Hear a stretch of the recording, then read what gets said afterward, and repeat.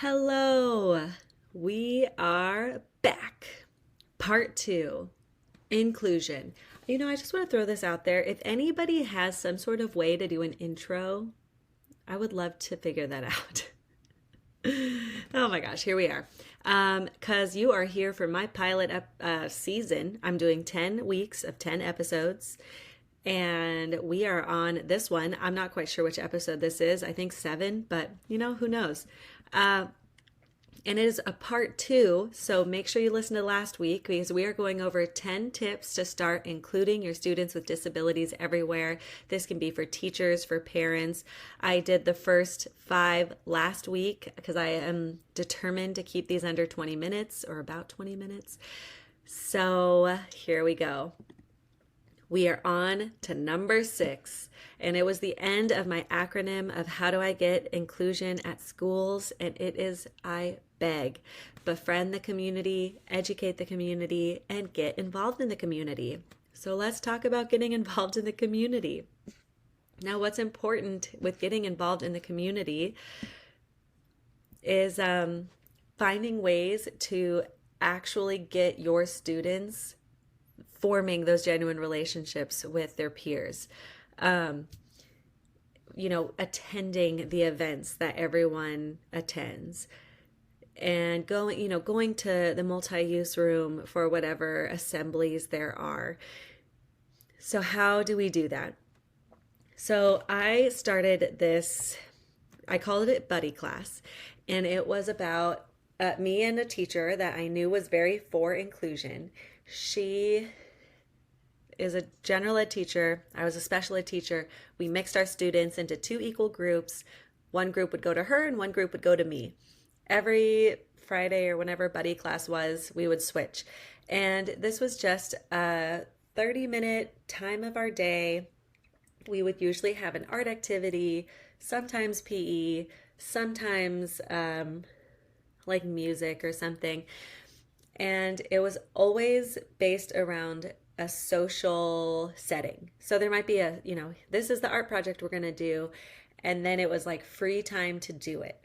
And so it was nice because the size was a little bit smaller, as, my friend had like 24 students in her class and then I had 8. So it was 32, 16. Yeah, 16. So we got to, so she got to like kind of get rid of 8 of her students. So we both had 16 students in each classroom, smaller classroom setting. And then my aides were in both classrooms because I had 3 or 4 aides/therapists always in the room with us. And this was also a great time to have like a speech therapist push in their time with a student.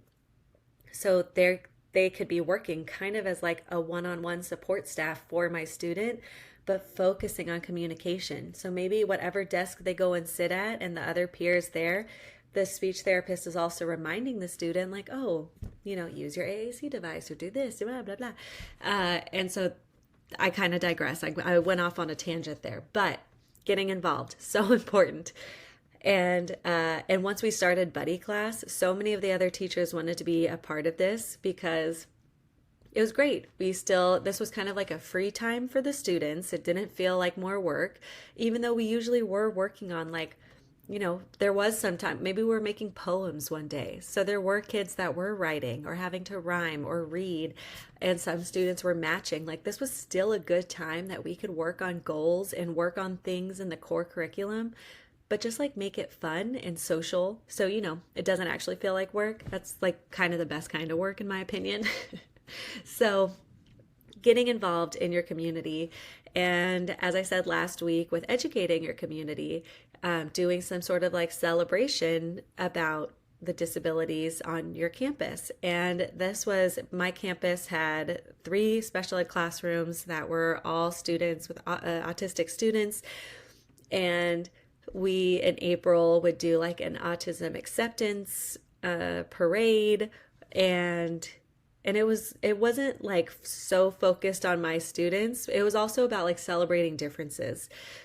But it's important to know that that autism is here, that there is a disability, and knowing that someone can have a disability and can still be a part of the community is just a conversation that keeps needing to be had.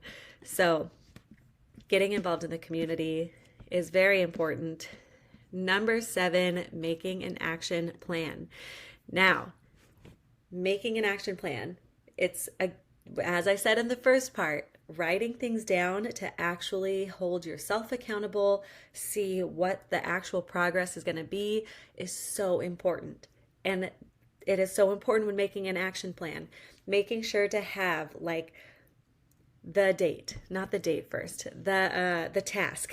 So what is the first task going to be? Is it that you want to know what your baseline is for inclusion? You want to start educating people about autism? You want to start bringing in books with disabled characters? Write down, even out of these 2 podcast episodes, write down the things that are most important to you that you want to focus on now. And then what are the steps? So then break it down. What are each steps that you have to do? So you want books with more disabled characters. Are the steps, look into books. Ask your friends and family if they have any book recommendations. Go to your public library. Go to my website and buy all my books. I don't know, any of those. And then who's the person responsible? So if you're making an action plan with an IEP team or the classroom, the staff in your classroom, or maybe just yourself, who's the person responsible? Make sure to write that down. And then when does it need to be done? Writing down the date you want this finished by really makes you think, okay, this is when I need to do it. And I'm just going to sidetrack here for a second. When I talk about planners, because I love my planner, I live on my planner. If I don't have my planner, I cannot remember anything. And I get stressed because I'm trying to remember all these things I have to do. Everything I have to do gets written down on my planner. And when I was a teacher in the classroom, I had a weekly like Post-it note planner that had Monday to Sunday. And in that, I would write down every task I wanted to do that day. So, you have like 3 IEPs this next month. You have to prep all this work. You have to make this lesson plan. You have to write this, whatever. I would organize it by days of like, okay, well, this day I will only focus on this. This day I will do this. And it was just such a great way for me not to feel so overwhelmed by this never ending to-do list. But it also held me accountable for like when I actually needed to get things done. So 10 out of 10 recommend. Next, we are on number 8 and accommodations. Making sure that when you are practicing inclusion at your school, that there are the appropriate accommodations for your students in the classroom, whether it be modifications, accommodations, or just support for that student.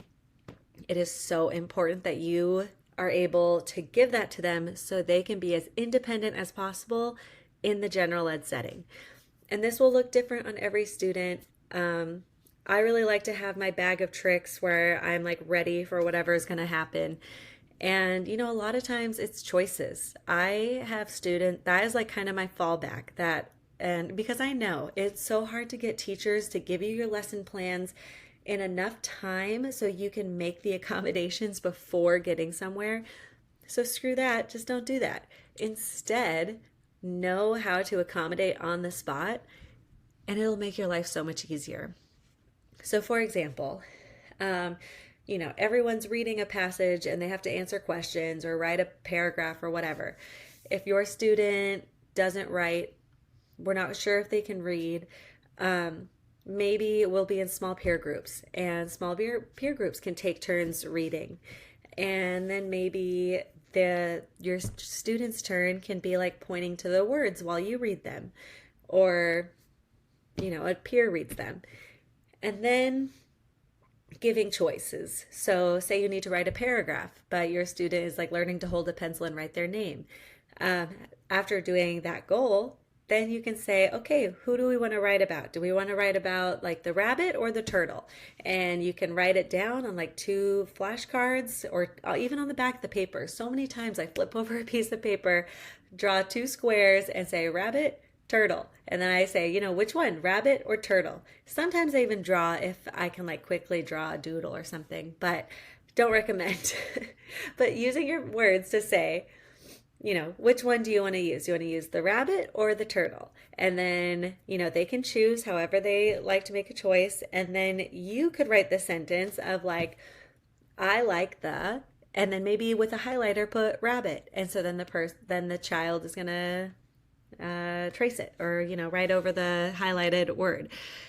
There are so many ways to accommodate on the spot. So if you feel like there's an activity that you just don't know how to accommodate, put it below and I can help you think of a creative way to do so. And when I talk about accommodations in the classroom, I love to talk about the educational Venn diagram. And that will be picture a Venn diagram. What is the goal of the activity? And then what is the goal for the student? And then how do we mix those two together? So if the goal for the classroom is we're learning about history and then writing something about history, then what's the goal for the student? They might not have a history goal, but do they have a writing goal, a reading goal, making a choice goal, whatever? All of those goals can be put in this on the spot in a work activity. Number 9. Now, this is a big one, so I'm going to try to summarize it. Not present levels. IEP. Put inclusion in the IEP, especially if you are at a school that is just pushing you back. Make it a thing. I also would talk to parents off the record. That means not an email, not even a phone call. When I saw them in person, I would talk to them and tell them like, hey, inclusion is my goal. Is this your goal? How do we want to do this kind of thing? And I actually had one parent who their student was they were doing really well. And I just felt like he needed to be in a general ed setting. Our compromise with the district was a mild, moderate classroom, but last second, the school psychologist or psychologist was like giving them a hard time, giving them the runaround. And she happened to actually leave the IEP meeting for a second. I can't remember if she had to go get something, but she left the room. And I told the parents, I was like, I just want to let you know, this is your child. If you want that setting, you can tell them. I will totally support you, but I can't be the one to argue the school psychologist. And so I told them what to say. They said that that's what they wanted. So I told them what to say. The psychologist came back in, which was pretty lucky that she even left. She came back in and the mom was just like, this is what we want. We're not going back to the extensive support needs classroom. My child's doing great. We've seen the progress. How do we get them to this school? Because we're not backing down. And the school psychologist was shocked. She was just like, whoa, where did this come from? And when she asked me if I agreed, I was like, yep, I totally agree. Here's the work. Here's the data. I wish as a teacher I was able to do more. We could talk about all those stories later. That's another episode. But using IEP, using your knowledge on what needs to be said at IEPs, I think is so important. And telling parents off the record. I even told some parents things where I was like, this is what your rights are. This is what you can say. But if you tell them that I'm the one who said that you needed to say this, I'm going to deny it. And it wasn't like anything bad. It was just that like, I wanted them to know that they had this support, but I also used to work at school districts that weren't always for teachers being more on the parent side than the district side. So IEPs, put it in the present levels. Talk about how the strengths that the student has when they're with their peers, when they're working with other children, when they're in the general ed setting. All of those can be said in the present levels with strengths. And even if your child doesn't like working with other students, maybe we should maybe we should think about that. Maybe why do you feel like they don't like it? Or is it just like not up to your standards? Because I have had someone say that their child doesn't like being around other people, but sometimes I just don't feel like it's done. Like they don't try some different things of like, okay, well, maybe if there was a couple kids, like maybe they don't like loud noises and maybe they like quieter kids. So how about we choose a couple like quieter students to like all work together? Or maybe they appreciate someone who talks more. Maybe they need someone to balance them out. So maybe we put like encourage peer support with a student who's a talker. Like there are so many different people out there. Just because something didn't work once or because they got nervous the first time doesn't mean we stop trying. I don't know. I've had a really bad first date with people. Doesn't mean I stop going on dates. I mean, I'm married now, but I'm just saying that a lot of people get nervous after there's a behavior or they feel like their child doesn't like something. And it's like, okay, maybe we need to figure out a new way to introduce how we're going to get them a part of their community, unless they really don't want to. I mean, there's a lot of other areas here that we can talk about, but that's all I'm going to say on that. Goals. Put it in a goal. We're working on math, like 1 to 20, addition and subtraction. Put it in the goals and say, while working in small peer groups with the general ed setting or in the general ed setting. Like that's such an easy little plug in there to put it with like peer support. The general ed minutes, those are something on an IEP that I have always tried to increase as a teacher. It was just one of those, and the graduation track. I'd put all of my students on graduation track.